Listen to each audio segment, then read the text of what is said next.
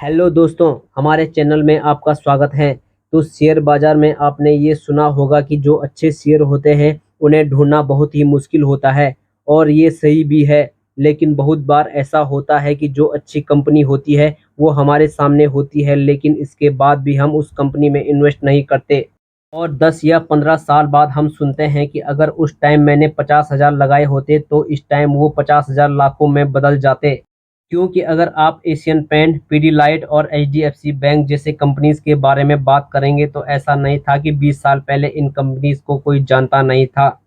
क्योंकि उस टाइम भी एशियन पेंट एक फेमस पेंट ब्रांड था और एक मार्केट लीडर पेंट ब्रांड था। और पीडीलाइट के बारे में तो आप जानते ही है।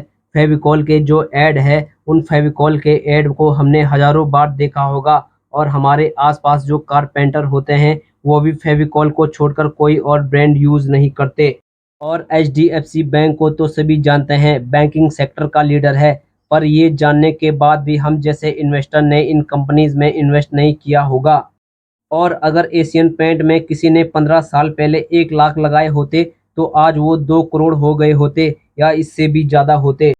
पीडी लाइट में 1 लाख लगाए होते तो आज 4 करोड़ हो गए होते या इससे भी ज्यादा होते। और एचडीएफसी में 1 लाख लगाए होते तो 2 करोड़ या इससे भी ज्यादा होते। और उस टाइम भी इन्वेस्टर इन क्वालिटी स्टॉक को छोड़कर उन स्टॉक को ढूंढ रहे थे जो पेनी स्टॉक थे। और आज के टाइम में भी यही हाल है। आज के टाइम में भी जो क्वालिटी कंपनीज है वो ठीक हमारे सामने हैं, लेकिन इसके बाद भी हम उनमें इन्वेस्ट नहीं कर रहे हैं।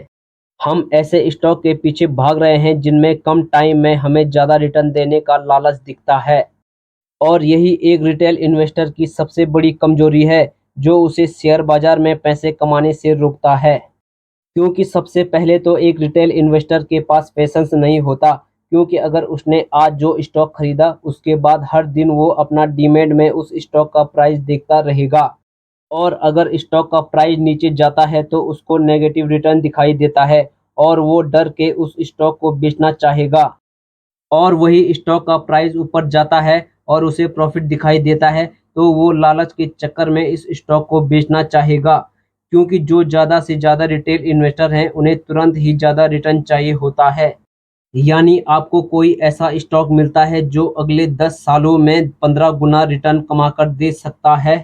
और उस स्टॉक को कोई रिटेल इन्वेस्टर अगर आज खरीदता है और 5 दिन बाद मान लीजिए उसका प्राइस डबल हो जाता है तो वो रिटेल इन्वेस्टर 10 साल बाद जो 15 गुना रिटर्न मिलेगा उसके बारे में नहीं सोचेगा, बल्कि वो उसी टाइम अपने शेयर बेचकर प्रॉफिट बुक कर देगा। और इन्हीं रीजन की वजह से रिटेल इन्वेस्टर लंबे टाइम में पैसे नहीं कमा पाते। तो उन रिटेल इन्वेस्टर के लिए सबसे बेस्ट है सिप इन्वेस्टमेंट, यानी एसआईपी, सिस्टमैटिक इन्वेस्टमेंट प्लान। इसमें रिटेल इन्वेस्टर हर महीना कुछ पैसा सेव करके शेयर बाजार में लगा सकता है। तो आज हम कुछ स्टॉक को देखेंगे जिनमें हर महीना एसआईपी कर सकते हैं। और ये स्टॉक किसी भी तरह का रिकमेंडेशन नहीं है, आप अपनी रिसर्च कर सकते हैं। सबसे पहले हम एसआईपी को समझने की कोशिश करते हैं। मान लीजिए किसी की सैलरी 50,000 रुपये है और वो अपने घर के खर्चे निकालने के बाद हर महीने 20,000 रुपये सेव कर पा रहा है। इसे अगर वो इन्वेस्ट करना चाहता है तो वो इन 20,000 रुपये की एसआईपी कर सकता है, जिसमें वो हर महीना जो अपना 20,000 रुपये है वो मार्केट में डालता है। मार्केट चाहे ऊपर हो या नीचे, उसे वो हर महीना रिपीट करता रहता है। तो स्टॉक मार्केट में इन्वेस्टमेंट के लिए बहुत सारे ऑप्शंस हैं, लेकिन हम 3 ऑप्शंस को देखेंगे। पहला है म्यूचुअल फंड, जहां पर आप म्यूचुअल फंड कंपनी को हर महीने एसआईपी के रूप में पैसे देंगे। दूसरा ऑप्शन है इंडेक्स फंड।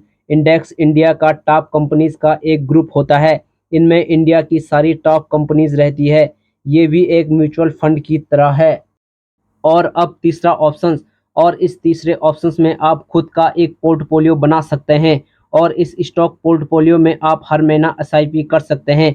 और जब अपना पोर्टफोलियो बनाते हो वहां पर आपको कैसे स्टॉक पिक करना है, आपको उन कंपनियों की एनालिसिस करनी होगी। हम आपको कुछ शेयर बताते हैं जिनमें आप एसआईपी कर सकते हैं।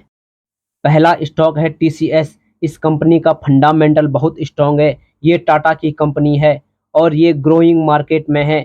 ये आईटी सेक्टर से है। दूसरा स्टॉक है इन्फोसिस। इस कंपनी का फंडामेंटल भी बहुत स्ट्रांग है और ये कंपनी IT सेक्टर से है। तीसरा स्टॉक है बजाज फाइनेंस लिमिटेड। इस कंपनी का फंडामेंटल बहुत ज़्यादा स्ट्रांग है और ये कंपनी रिटर्न भी बहुत अच्छा देती है। चौथा कंपनी है टाइटन कंपनी लिमिटेड और ये भी टाटा की कंपनी है। इस कंपनी का फंडामेंटल बहुत स्ट्रांग है और ये कंपनी भी रिटर्न बहुत अच्छा देती है। पांचवी कंपनी है एवेन्यू सुपरमार्ट यानी डी मार्ट। इस कंपनी का फंडामेंटल बहुत स्ट्रांग है और अभी इस कंपनी का ग्रो होने का बहुत ज़्यादा स्कोप है। छठवां स्टॉक है डिवीज लेबोरेटरीज लिमिटेड। ये फार्मा सेक्टर से है और इस कंपनी का फंडामेंटल बहुत स्ट्रांग है। आठवां स्टॉक है कोटक महिंद्रा बैंक। इस बैंक का फंडामेंटल भी बहुत स्ट्रांग है। नौवां स्टॉक है एस्ट्रल लिमिटेड। ये मिड कैप कंपनी है, इसका फंडामेंटल भी स्ट्रांग है। 10वां स्टॉक है पॉलीकैब इंडिया लिमिटेड। ये कंपनी भी फंडामेंटल स्ट्रांग है और ये मिड कैप कंपनी है। तो इस तरीके से आप अपने हिसाब से अपना पोर्टफोलियो बना सकते हैं और उस पोर्टफोलियो में हर महीना SIP कर सकते हैं। तो दोस्तों आज के लिए बस इतना ही। अगर वीडियो पसंद आए तो लाइक शेयर सब्सक्राइब जरूर करना। धन्यवाद।